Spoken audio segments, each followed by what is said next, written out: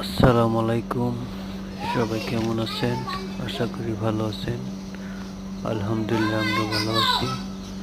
আমাদের গ্রামের বাড়ি কবরস্থানে মাটি ফালানো হয়েছে।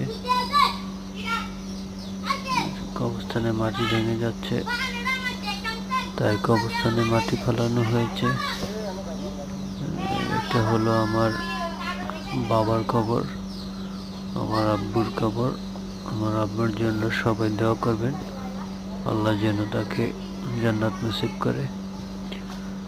আর কিছু কিছু অংশে মাটি ফেলাইছি, এখানে পানি যে অনেক মাটি ক্ষয় হয়েছে, তাই নতুন করে মাটি ফালানো হয়েছে। ওই দেখেন ওনারা মাটি ফালাইতেছে। সবাই দোয়া করবেন, সবাই সবার মতো